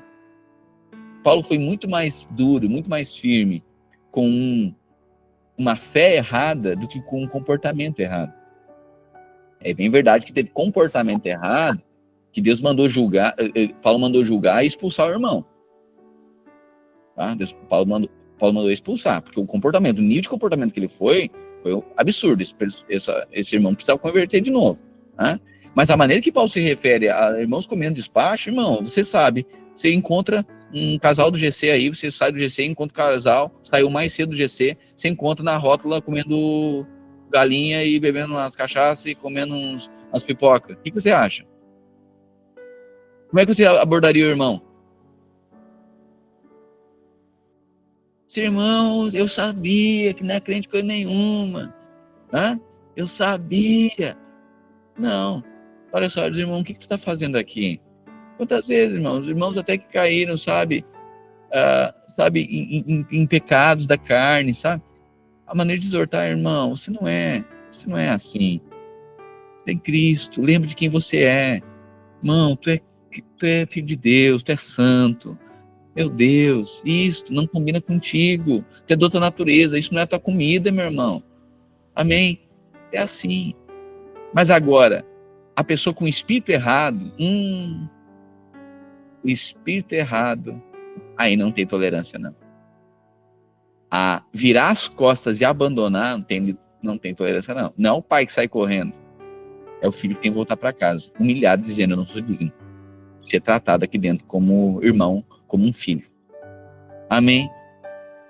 Então, a fé é errada, a tolerância é menor do que um comportamento, por vezes, equivocado. Que às vezes pode ter um comportamento equivocado por imaturidade. Mas agora, se tem um comportamento equivocado por obstinação, por independência e por não querer ouvir o corpo, aí é expulso do arraial. Amém? Bíblia, Palavra de Deus, Novo Testamento, Velho Testamento. Alguém incomodado com isso? Amém. Amém. Luz, está saindo a luz. Aleluia. Continuemos para nós finalizarmos. A leitura do 6º agora? É isso? Capítulo 6. Agora, olha só. O Nazireu, agora Deus está consagrando, lembre-se disso, Deus organizou o exército, organizou a logística do tabernáculo, porque todo mundo vai sair em direção à terra prometida. Claro isso? Amém. Agora Deus começa a purificar o acampamento, dizer, olha, quem deve ficar dentro, quem deve ficar fora. Tá? Eu não vou permitir a lepra, imundos, eles devem ser lançados fora do arraial. Né? Então, no Novo Testamento, isso aponta para o que a gente leu aqui em 1 Coríntios capítulo 5. Também falou a respeito da lei da restituição, a questão da suspeita de um adultério, como que deveria ser feito o procedimento. E agora Deus fala, nesse ritual de purificação aqui da congregação toda, Deus fala a respeito da lei do nazireu, do nazireado, né? O nazireu significa separado, ok? Nazireu significa separado. Então, olha só, você vai ver que todas dessas tribos, das tribos de Levi aí, os gersonitas, os meraritas e os coatitas, muitos ficariam responsáveis pela logística todo o tabernáculo, mas nem todos, ou pouquíssimos, seriam exclusivos para o sacerdócio. Pode ver que os coatitas não podiam tocar nas coisas sagradas. Eles iam enrolar, iam transportar, mas não iam tocar. Então, para o serviço exclusivo do sacerdócio, eram poucas pessoas. Então, havia uma necessidade de pessoas a serviço do sacerdócio, exclusivamente para o sacerdócio. É então que Deus institui o voto do nazireu. Aqueles que queriam se consagrar para esse fim, para suprir a necessidade sacerdotal. Tá? Então, disse o Senhor a Moisés, diga o seguinte aos israelitas, se um homem ou uma mulher fizer um voto especial, um voto de consagração ao Senhor como nazireu, deverá se abster de vinho e de outras bebidas. Tá? Deverá se abster de vinho e de outras bebidas. Lembrando, então, somente os da casa de Arão poderiam ser sacerdotes, ok? Então, por meio desse voto do nazireado, todos poderiam, então, servir a Deus, todos esses que fizessem esse voto. Né? E olha o que diz, não deverá se abster de vinho e de outras bebidas fermentadas, e não poderá beber vinagre feito de vinho e de outra bebida fermentada. Não poderá beber suco de uva, nem comer uvas, nem passas. Enquanto for nazireu, não poderá comer nada que venha da videira, nem mesmo a semente ou as cascas. Olha só, irmãos. Durante esse voto, essa pessoa que estava em ritual de consagração teria que abster-se de todo o produto da uva. Tá? O que a uva, o vinho significa? Um prazer natural, é fermentado, vem uma alegria natural. Então, nesse voto de consagração, essa pessoa em consagração não poderia ter a alegria, ela não poderia estar atrelada a nada que era natural, certo? Então, preste atenção numa coisa. Tem várias coisas na vida que são comuns para pessoas comuns, mas não são comuns para pessoas consagradas. Tem muita coisa, muita alegria na vida que é vinho, é bebida natural, que serve para outras pessoas. Tem negócios que servem e dá certo para outras pessoas. Tem tipo de negociações que dá certo para outras pessoas. Tem tipo de coisa que outras pessoas vão fazer e para eles vai dar certo, que é comum para eles. Mas para a gente consagrada, Deus fala, para vocês é diferente. Então, nem tudo que é comum para o mundo é comum para a gente consagrado. Nem tudo que é comum para o mundo, nem tudo que é alegria para o mundo é alegria para você. A sua alegria tem outra fonte. A sua motivação tem outra fonte. A sua provisão é de outra fonte. Aleluia. Irmãos, ouço com o ouvido de ouvir de quem vos fala. Nem tudo que serve para outras pessoas no mundo é comum fazer lá fora, é comum para você. Por quê? Porque você é consagrado ao Senhor. Aleluia. Para a gente consagrada, nem tudo que é comum no mundo é comum para Ele. Então, além disso, versículo 5, durante todo o período do seu voto nazireu, nenhuma lâmina será usada na cabeça dele. Ou seja, não poderia cortar o cabelo. Os barbershop iam passar, não iam ter trabalho aí. Os nazireus não iriam rapar a cabeça. Não iriam. Por quê? Porque o cabelo... Oi? Sansão, né? Sansão é um dele. Mas por quê? Porque o cabelo é um símbolo de submissão. É o véu. Por isso que Paulo vai falar lá em Corinto que a mulher usava esse véu, né, na cabeça. Então, assim, e tinha um aspecto duplo, né? Tem um aspecto do véu na cabeça, porque o cabelo significa submissão, né? Então, primeiro, né, o cabelo aqui significa submissão, é o véu, significa submissão. Está abaixo, tem uma cobertura. Cabelo cobrindo a cabeça. O nazireu, ele não poderia rapar a cabeça. Por quê? Porque ele estava debaixo de uma ordem. Ele estava submisso a uma ordem divina. Então, submissão. Debaixo da missão. Então, o cabelo é a cobertura. O nazireu sabia que ele tem uma cobertura espiritual. Okay? Assim também Paulo fala lá para as mulheres de Corinto. Então, o véu. Tem esses dois aspectos, né? O véu, o cabelo sendo essa cobertura, e a mulher estando assim, tendo a cobertura do marido, né? E fala também do véu, do véu o véu que o homem, na posição do homem, é o que vai ter a revelação para dar destino e propósito. A mulher tá coberta, é o véu que cobre dessa revelação que foi dada ao homem, ok? De governo da casa e direcionamentos do lar também. Pois bem, então não podia beber derivados da uva, nada derivado da uva, e também não poderia cortar o cabelo. Também,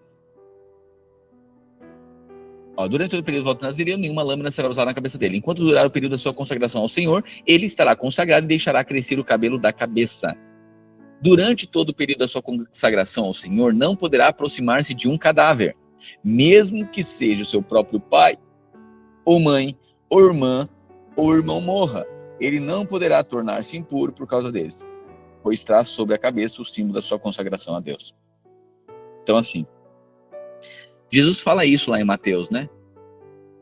Quem amar mais pai e mãe do que a mim, não é digno de mim. Lembre-se disso? Então, aqui eles não poderiam nem tocar no cadáver do pai ou da mãe que morreu. Okay? Era contaminação. O voto da consagração, alguém consagrado está dizendo, não tem nada mais importante do que o Senhor. Eu sou totalmente exclusivo do Senhor. É por isso que Jesus diz, quem amar mais pai e mãe do que a mim, não é digno de mim. Você é consagrado ao Senhor? Você é consagrado ao Senhor? Seus filhos são de quem? Do Senhor. Então, se o Senhor apertar, se alguém confrontar, se você vê Deus tratando seu filho, você vai ficar em paz, né? Em paz, dói em você, mas você não grita, você sabe que é Deus, né? Tem os testes, tá? Quero falar. E quem vos fala, oportunamente, conta um pouco da minha história para você. Só como exemplo. Só alguém que também já passou por isso, né? E tem a vida toda. E eu vou passar também com os meus. Né? Eu já sei. Carne é carne. Meus filhos, eles vão passar, eu vou ver Deus fechando eles. E são de Deus ou são meus? Porque é quando Deus pega para tratar. É quando Deus pega. Por quê? Porque aparece uns anjinhos, mas a carninha tá ali. Né? A carne está ali e precisa morrer. Então, Deus vai usar os seus meios para virar pó. Toda a força natural, toda a sabedoria natural, Deus pega, isso é nada. E depois Deus vai usar para a sua honra. Mas todo mundo vai passar, porque tem um Jacozinho dentro de cada um. Amém? Então, quando fala isso, tem gente que diz assim, meus filhos são do Senhor. Deus do céu, se as irmãs do Kids confrontar o ser humaninho. Deus do céu, vira uma fera. Por que o meu assim? Por que não deixaram? Por que não isso? Por que não aquilo? Alguém diz, vai ficar agora embaixo, aí no culto, vai ficar lá no culto, porque não dá, porque não respeita, não coisa. Já pronto, já vira o horror. Mas não são todos do Senhor? Mas toda a minha vida é do Senhor, é tudo consagrado. Bom, então os filhos também são, então deixa Deus tratar. Amém? E glória a Deus mesmo pela vida dessas irmãs que cuidam dos pequeninos. Aleluia. Então, se nós somos do Senhor, o Senhor é o governo da nossa vida. Esse era o nazireu. Tudo é do Senhor. Então, agora, não, porque, essa questão dos critérios, né?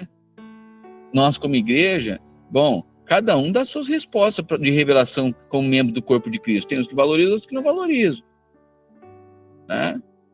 E eu sei que quando daí a pessoa deu resposta, ela está com o coração, reconhece o corpo de Cristo, anda junto, se coloca vulnerável, em disposição a andar como igreja, aleluia, essa pessoa reconhece o corpo, então receberemos como membro do corpo. Falando nisso, agora até próximo mês aí tem mais irmãos para nós recebermos, né? Agora a maior turma aí, né? Para receber, irmãos que têm andado junto, aleluia, glória a Deus por isso, né?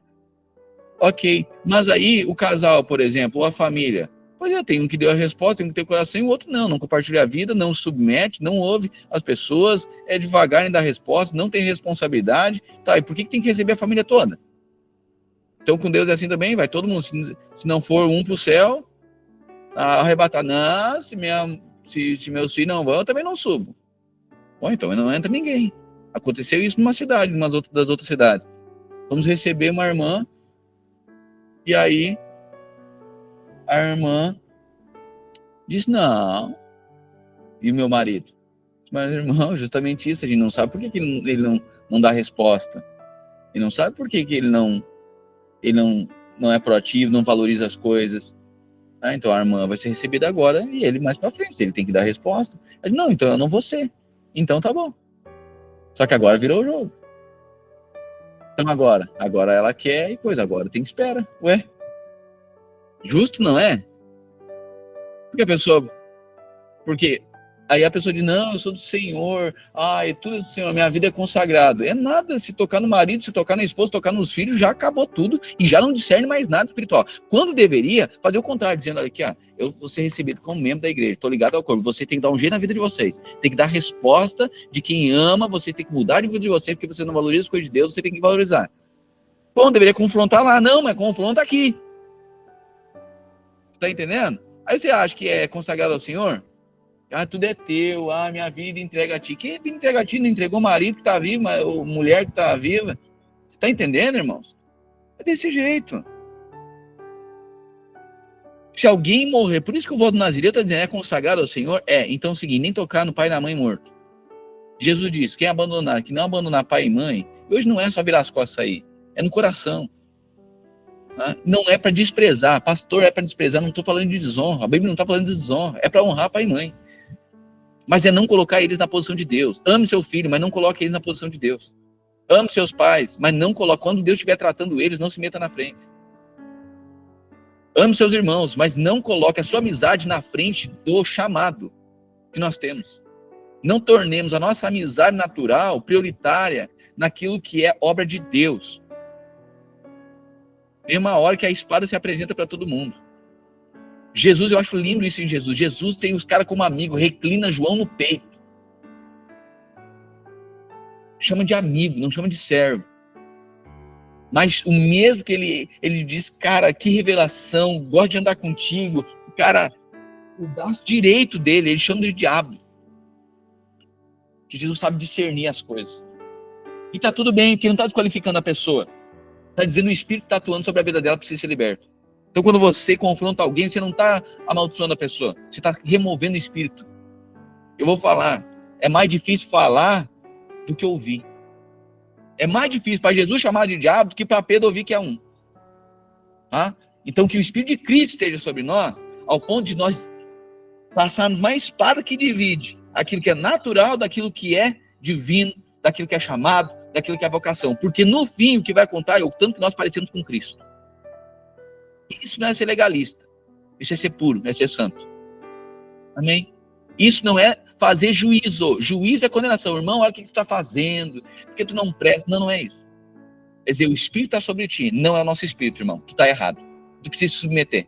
E tu precisa reconhecer. E tu é orgulhoso. E tu ama mais teus filhos aí do que tudo. E ninguém pode falar. Tu já viu que tu é dodói para tudo? Tu já viu que tu nunca entrega o que os outros entregam? A responsabilidade, tu não tem responsabilidade sobre os teus irmãos, tu não consegue te levantar para lavar uma louça no GC, irmão. Não consegue fazer nada, servir, e tá aí 1, 2, 3 anos, e não consegue compartilhar nada. Qual é a tua ideia? Isso aí é confronto, irmão. Tá dizendo que o irmão não presta? Não tá dizendo isso. Tá dizendo que o comportamento dele tá errado, simples quanto isso. E confronta, por quê? Porque queremos que ele amadureça em Cristo, ao ponto de se parecer com Cristo, ao ponto de gerar gente, ao ponto de não ter barriga inchada, vai ter um ventre fértil, cheio da glória de Deus, que vai gerar pessoas para Cristo, que se pareçam com Cristo, cheio de responsabilidade, que redimam outras pessoas, que não vai viver baseado no ventre inchado de estômago,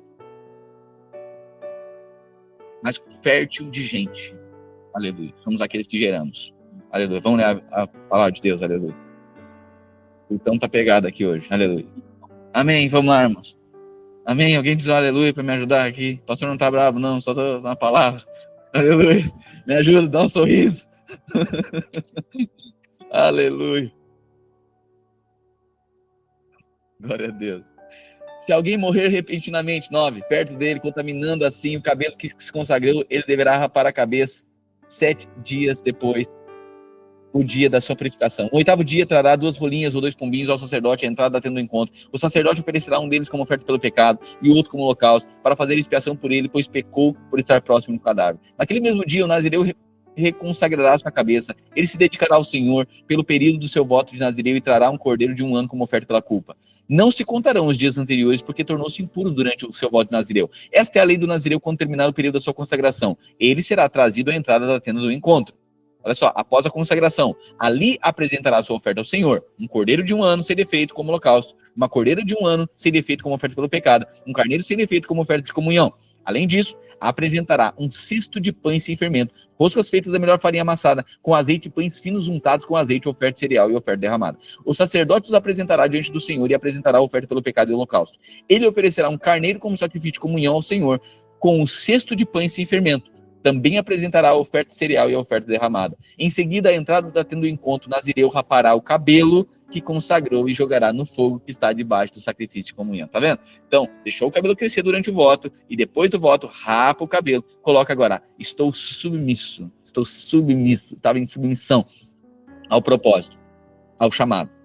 Depois que o nazireu rapar o cabelo da sua consagração, o sacerdote lhe colocará nas mãos um ombro cozido do carneiro, uma rosca e um pão fino tirado do cesto, ambos sem fermento. O sacerdote os moverá diante do Senhor como oferta movida. São santos e pertencem ao sacerdote, bem como o peito que foi movido e a coxa oferecida como oferta. Depois disso, o nazireu poderá beber vinho.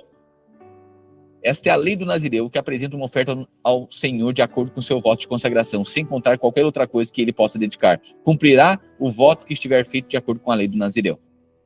A bênção sacerdotal. Olha só que lindo agora. A consagração e a profecia. O Senhor disse a Moisés, diga a Arão e os seus filhos, vocês abençoarão os israelitas com as seguintes palavras. Olha a profecia.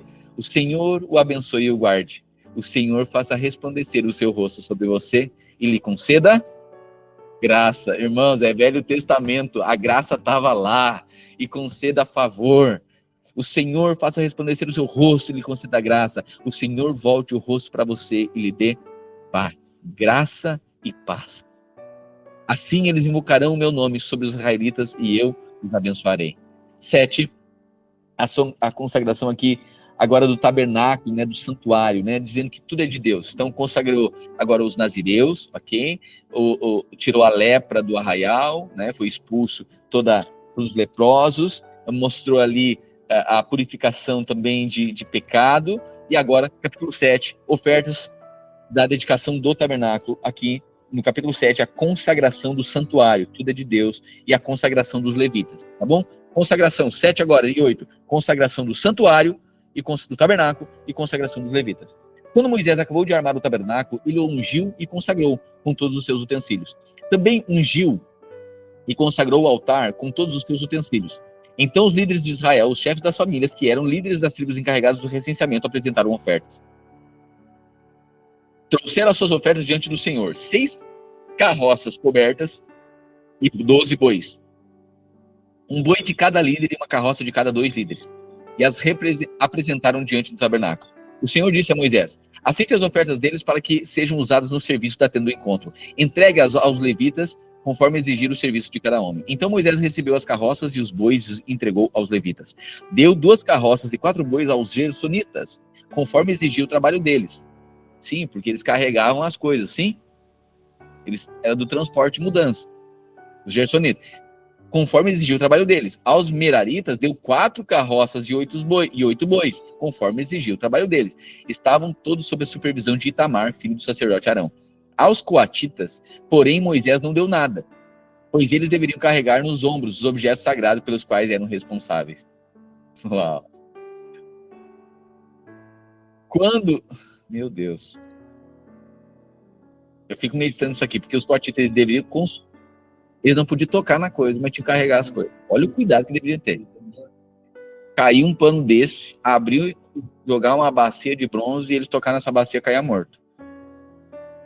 Quando o altar foi ungido, 10, os líderes trouxeram as suas ofertas para a dedicação ao altar e as apresentaram diante dele, porque o Senhor tinha dito a Moisés: cada líder deverá apresentar em seu respectivo dia a sua oferta para a dedicação no altar. No primeiro dia, Naasson, filho de Aminadab, da tribo de Judá, trouxe a sua oferta. A oferta dele foi um prato de prata de 130 ciclos e uma bacia de prata para aspersões de 70 ciclos, ambos pesados com base no peso padrão do santuário, cada um cheio da melhor farinha amassada com azeite como oferta cereal. Uma vasilha de ouro de 10 ciclos, cheia de incenso, um novilho, um carneiro, um cordeiro de 1 ano como holocausto, um bode como oferta pelo pecado, 2 bois, 5 carneiros, 5 bodes e 5 cordeiros, de 1 ano para serem oferecidos como sacrifício de comunhão. Esta foi a oferta de Naasson, filho de Aminadab. No segundo dia, Natanael, filho de Zuar e líder de Zacar, trouxe a sua oferta. A oferta dele foi um prato de prata de 130 ciclos e uma bacia de prata para as aspersões de 70 ciclos, ambos pesados com base no peso padrão do santuário, cada um cheio da melhor farinha amassada com azeite, como oferta cereal. Uma vasilha de ouro de 10 ciclos, cheia de incenso, um novilho, um carneiro, um cordeiro de 1 ano como holocausto, um bode como oferta pelo pecado, 2 ciclos, 2 carneiros,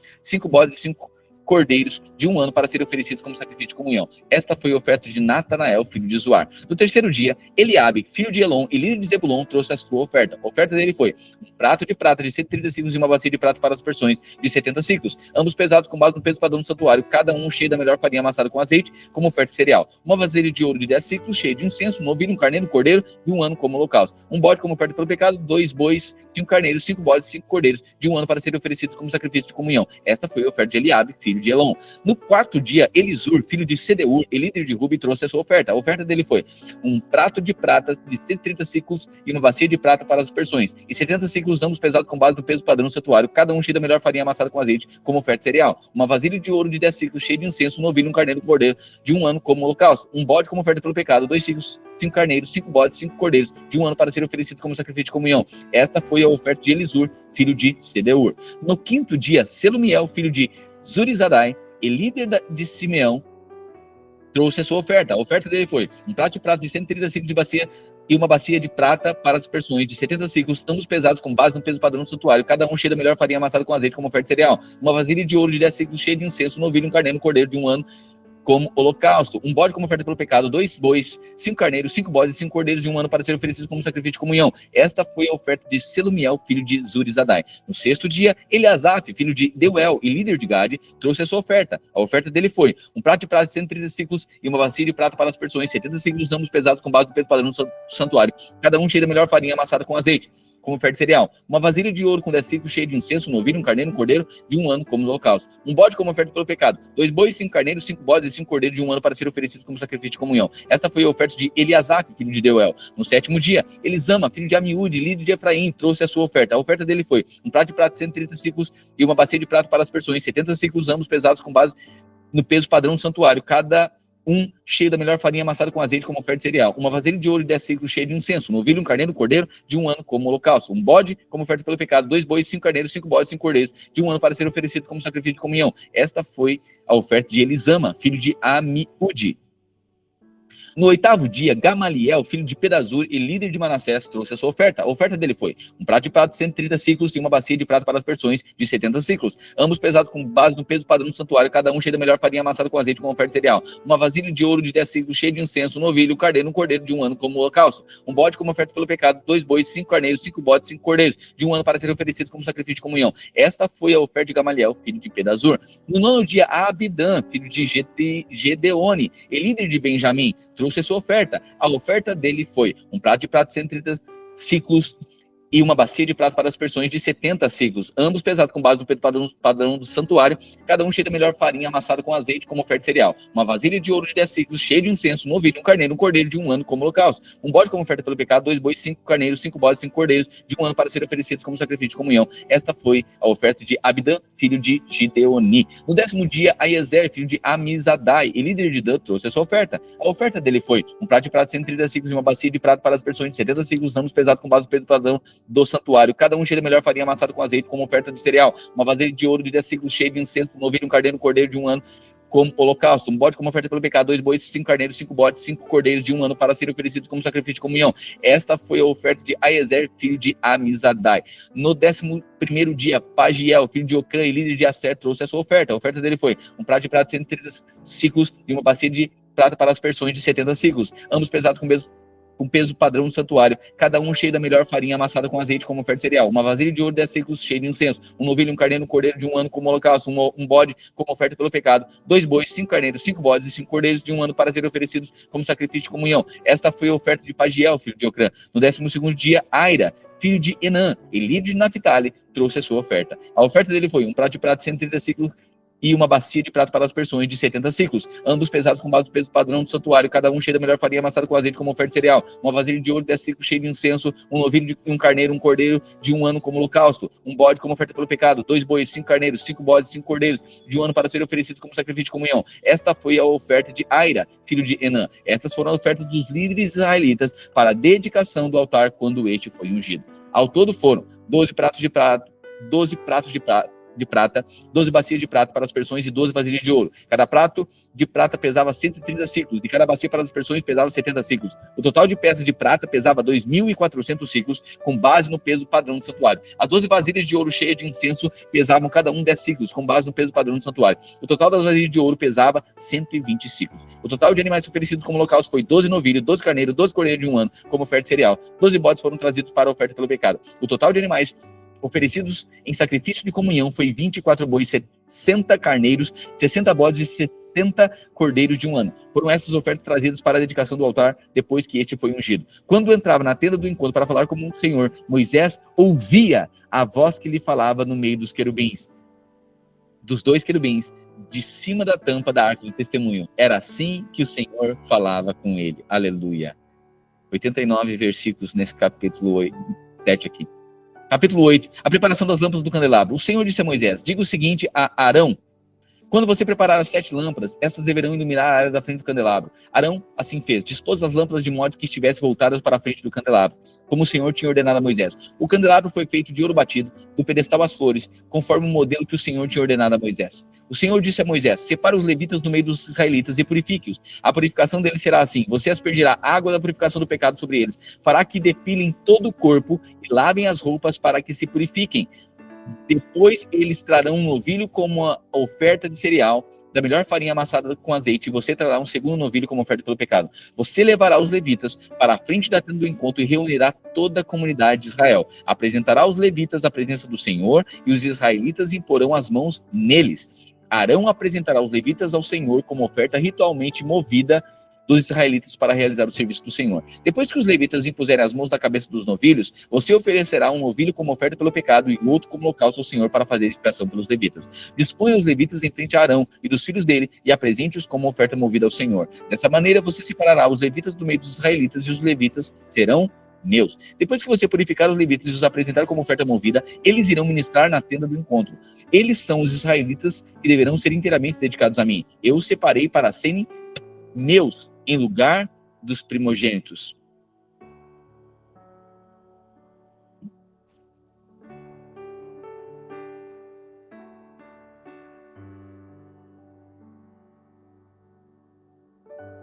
Os primogênitos de Israel, né? 19, né? Dentre todos os israelitas, concedi os levitas como dádivas a Arão e aos seus filhos, para servirem aos israelitas na tenda do encontro e para fazer expiação por eles, a fim de que nenhuma praga atinja os israelitas quando se aproximarem do santuário. Moisés, Arão e toda a comunidade de Israel fizeram com os levitas, como o Senhor tinha ordenado a Moisés. Os levitas se purificaram e lavaram as suas roupas. Arão os apresentou como oferta movida diante do Senhor e fez expiação para eles, para purificá-los. Depois disso, os levitas passaram a servir no ministério da tenda do encontro, sob a supervisão de Arão e dos seus filhos. fizeram com os levitas, como o Senhor tinha ordenado a Moisés. O Senhor disse a Moisés, isso diz respeito aos levitas, os homens de 25 anos para cima, aptos para servir, tomarão parte do trabalho do ministério da tenda do encontro, mas aos 50 anos deverão afastar-se do trabalho do ministério e nele não servirão mais. Poderão ajudar os seus irmãos na responsabilidade de servir na tenda do encontro, mas eles mesmos não deverão fazer o serviço. Assim você designará a responsabilidade dos levitas. Amém? Irmãos, nós temos aí no capítulo 9, mas o que acontece? O capítulo 9, o povo vai celebrar a Páscoa novamente, tá? Nós passamos do horário aqui, então é o seguinte, amanhã eu vou ler o capítulo 9, porque ele faz parte de uma celebração da Páscoa para agora sair novamente. Eles saíram do Egito e celebraram a Páscoa. Eles saem do Monte Sinai celebrando a Páscoa de novo. Certo? Cada vez que vai se mover, lembre, o Cordeiro é quem move você. É o sangue do Cordeiro. Amém? Tu tem que ter o Cordeiro. Você vai fazer alguma coisa, não faça com base na sua presunção. Primeiro, o Cordeiro. Primeiro, olhe para o sangue. Amém? Amanhã, então, só peço que amanhã seria a partir do capítulo 10, né? Mas lembre-me que amanhã nós vamos ler o 9, por quê? Porque faz parte dessa saída agora aqui do Monte Sinai, celebração da Páscoa de novo, 1 ano e 2 meses depois. Amém? Senhor, nós te agradecemos pela palavra revelada. Nos levanta, Deus, como um povo organizado.